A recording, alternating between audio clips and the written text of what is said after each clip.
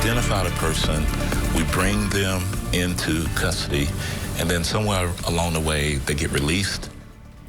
Violent crime is down across Davidson County this year, and yet there is a frustration simmering within the criminal justice system, all centered on the issue of bond. Good evening to you. I'm Carrie Sharp. And I'm Rory Johnston. Now, a bond is how much money someone has to pay to get out of jail once they've been arrested. You might be surprised to know there are no hard and fast guidelines as to the amount of a bond. And I bet you will be shocked to know here in Nashville, a judge setting that bond can only see a person's criminal history in Davidson County. Tonight, I take an in-depth look at changes that are on the horizon meant to keep all of us safer. But as you are about to hear, this is long overdue and the stakes couldn't be higher. Okay, raise your right hand. You swear or affirm to tell the truth? Yes, sir, I do. Okay, go ahead. In this tiny, nondescript courtroom, complete with plastic chairs and a bulletproof wall to protect the judge, this is where the court process begins in Davidson County, Magistrate Court. They did not make any attempt to stop and pay for the items that they've placed in the basket. A lot happens here, day and night. Warrants are sworn out, orders of protection granted, mental health commitments made, and bonds set. So this is night court, which is a misnomer because it operates all the time.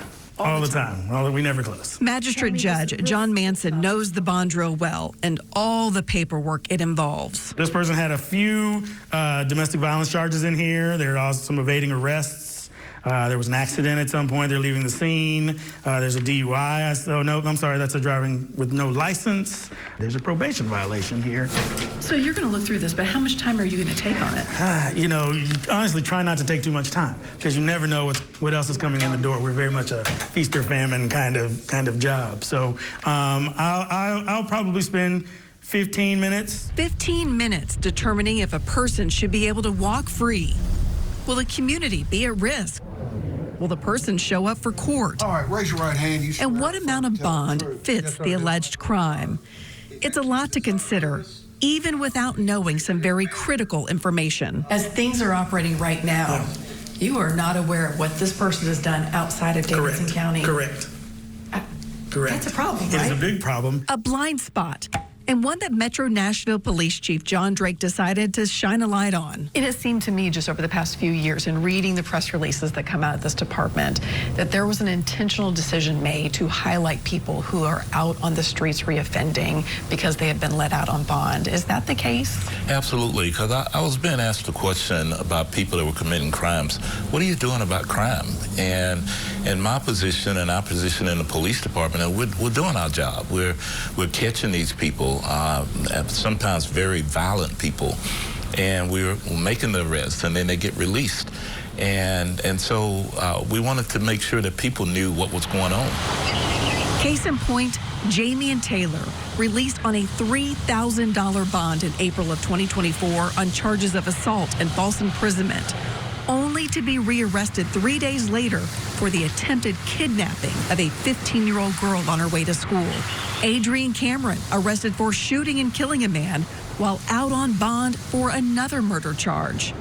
And Andres Bumpus arrested in March on a gun charge while out on bond for attempted murder. The list goes on. We're all frustrated. We're all frustrated. Judge Jim Todd has seen the problem firsthand from the bench. All right, folks, most of the individuals on this docket here in court charged with offenses, just answer out loud that you're here when we call your name. We'll check on the status of your cases. And has been working behind the scenes to change the system. How long has this been in the works? Years. Years to make this change. Why?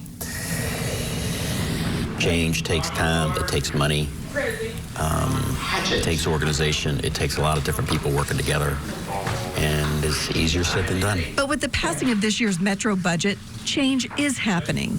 The council allotted the court system just over $670,000 to hire 6 new administrative positions. Chief among their duties, they will be able to access the National Crime Information Center, an FBI database. Okay, you're good to go. And for the first time in Davidson County, be able to relay someone's full criminal history to the magistrate judge before bond is set. And that's just information that I need to have so that when I'm setting a bond, I can say, oh, no, not only are you dangerous here, but you're dangerous elsewhere. Presiding General Sessions Court Judge Robin Hayes will oversee this new program. Each position will pay $75,000. But the change created could be priceless. Balancing someone's innocence against public safety, we want to make sure that we have all the information so that we can do this appropriately. And I believe these positions are going to be a game changer. You're good to go. Thank you, Your Honor. You have a good day. Now, you might be thinking, why not save all that money and cut out the middleman? Why can't the judges just look at this database themselves? Well, the FBI has some very complicated rules surrounding the database, who can and can't access it. It even has to be behind 2 locked doors, and the computer can't be facing a window. I'm serious about that. I'm told the police department and the sheriff's office, who have access to NCIC, were asked to supply that information to the court system. Both declined, citing staffing and also those rules. Yeah. So, Rory, you can see why this has taken so very long and cost so much money just to institute this one change. One change. Yeah. The job listings are posted now, That's right? And you learned of another change when it comes to this bond issue, right? That's exactly right. This has become such a critical issue when it comes to public safety. Both the police department and the Office of Family Safety are making changes. There is an urgency around this because it has become a life and death issue. More on that tomorrow.